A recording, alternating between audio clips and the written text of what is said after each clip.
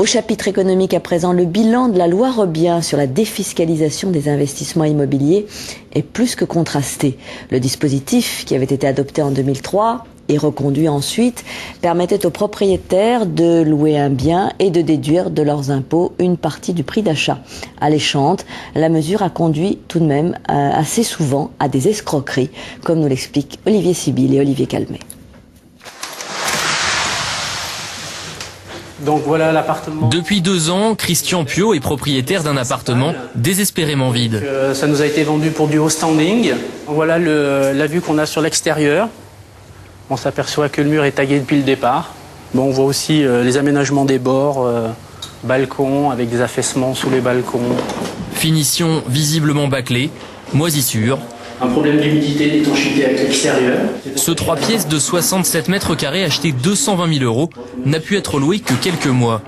Ça, c'est à quoi ressemble la résidence. Sur le papier pourtant, tout s'annonçait bien. Par contrat, le promoteur devait assurer l'entretien de la résidence et surtout trouver des locataires. Mais la promesse n'a jamais été tenue et pour que Christian Piot puisse quand même bénéficier de réduction d'impôts, sa conseillère aurait tout simplement proposé de lui fournir un faux contrat de location. Elle a dit mais monsieur, c'est pour votre bien, pour que vous puissiez défiscaliser. Donc je lui ai dit, donc c'est un faux bail. Elle m'a dit, c'est un document qui vous permettra de défiscaliser. Au total, le manque à gagner s'élève à 10 000 € par an. Et cet exemple serait très loin d'être isolé.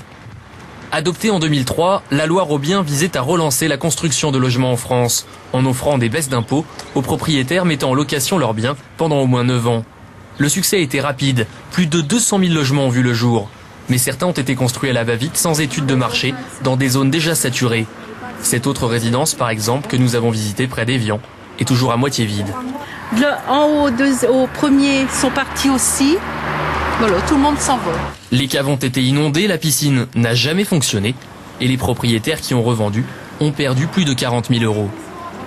Nous avons eu affaire à une équipe de non-professionnels. Ça, c'est une évidence aujourd'hui. Donc, on s'est rendu compte que les contacts téléphoniques étaient inutiles parce qu'il n'y avait aucun retour. Les lettres recommandées adressées n'avaient aucune réponse, ou en tout cas presque aucune réponse. Je crois que sur plusieurs lettres, je n'ai eu qu'une seule réponse. Pendant 2 ans, Claudie Giraud a travaillé pour un de ces groupes immobiliers peu scrupuleux. Sans carte professionnelle, elle a vendu une trentaine d'appartements sur plan, en s'arrangeant toujours pour que les futurs acheteurs ne se rendent jamais sur place. On nous dit qu'il ne faut pas que ça soit un investissement affectif, c'est tout simplement un produit financier. Donc, ce qu'il faut faire, c'est faire investir les gens carrément à l'autre bout de la France par rapport à l'endroit où ils habitent. Ceux de Lyon achetaient à Marseille, ceux de Marseille à Lille, etc. Je peux dire que 80% des gens qui ont acquis un bien ne se sont pas déplacés à la livraison. Il y a quelques mois, elle a cessé ses activités et créé une association pour défendre ses anciens clients. Elle affirme avoir déjà reçu plus de 5000 lettres de réclamation.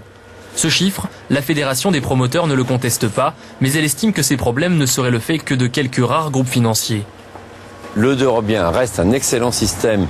La plupart de ceux qui ont acheté ont fait de très bonnes affaires et vous pouvez trouver des gens qui se plaignent, vous pourrez en trouver encore plus qui sont satisfaits. De son côté, la justice s'intéresse de plus en plus aux dérives supposées de ces placements défiscalisés. Une enquête vient d'ailleurs d'être ouverte dans le sud-ouest de la France sur l'un des principaux groupes du secteur. Un groupe que nous avons bien sûr cherché à contacter, mais qui n'a pas souhaité s'exprimer.